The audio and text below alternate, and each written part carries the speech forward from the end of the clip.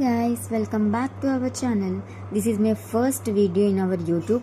So first ఒక మంచి sweet రెసిపీతో స్టార్ట్ చేద్దాం అనుకుంటున్నాను.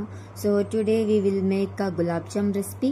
సో ఫస్ట్ ప్రాసెస్ ఎలానో నాతో పాటు మీరు కూడా చూసేయండి. దానికన్నా ముందు గైస్ నేనైతే చేయట్లేదు, అర్థం చేస్తున్నారు. సో ధైర్యంగా మీరు ఈ వీడియో చూసి ట్రై చేయొచ్చు.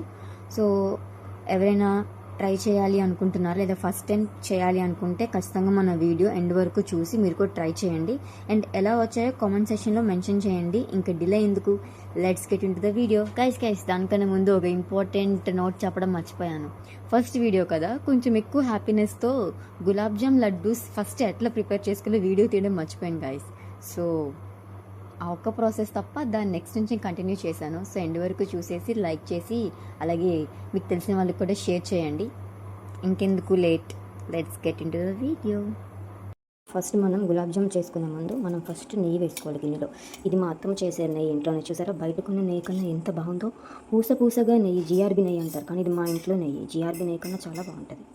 గులాబ్ జామ్ చేస్తున్నాం, దానికి కావాల్సిన దానికి పాకం ఒక స్టవ్లో, గులాబ్ జామ్కి ఇంకొక స్టవ్లో.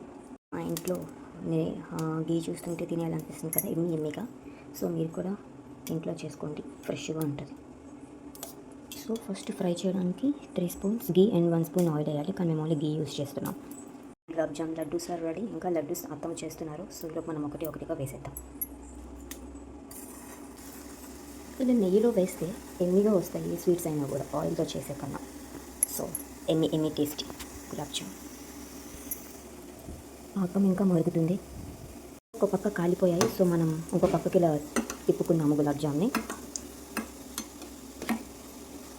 విడిపోకుండా పాలతో లడ్డూలు చేసుకోవాలి, ఎప్పుడు గులాబ్ జామ్ విడిపోకూడదు. సో ఇలా చేసుకోవాలి. చూడండి భలే ఉంది కదా.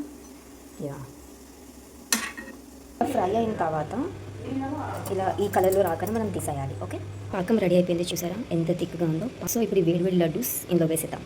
కమాన్. చూసారా క్యూట్ జామున్ లడ్డు.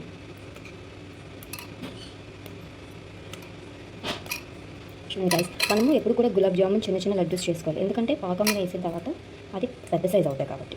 ఓకే, మనం ఎప్పుడు కూడా చిన్న లడ్డూస్ చేసుకోవాలి. అండ్ మీకు ఇంకోటి స్టార్టింగ్ వీడియో రికార్డ్ చేయలేకపోయాను. యాక్చువల్లీ మనం గులాబ్ జాము పౌడర్ని నీళ్ళు లేకుండా ఓన్లీ పాలతో మాత్రమే మిక్స్ చేసుకోవాలి. అప్పుడే ఇట్లా సాఫీగా నోట్లో వేసుకుంటే కరిగిపోయేలాగా వస్తాయి. ఓకే, చూడండి ఎన్నిగా ఉంది కదా, మీకు కూడా నోరు తినాలనిపిస్తుంది కదా. తీసుకోండి గైస్ ఈ వేలో నుంచి ఈ గులాబ్ జామున్కి.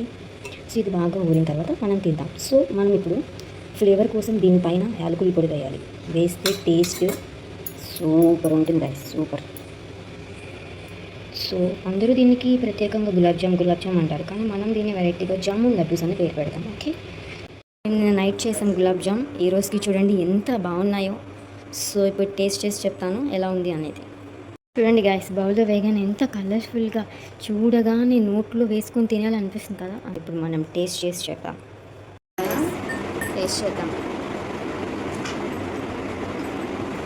ఇలా చేయగానే ఈజీగా బ్రేక్ అయిపోయింది. నోట్లో వేసుకుంటుంటే వెన్నలాగా కరిగిపోతుంది గాయస్. సో మీరు కూడా ఈ గులాబ్ జామ్ రెసిపీ కావాలి అంటే మీరు తప్పకుండా మా యూట్యూబ్ ఛానల్ని ఫాలో అవ్వండి.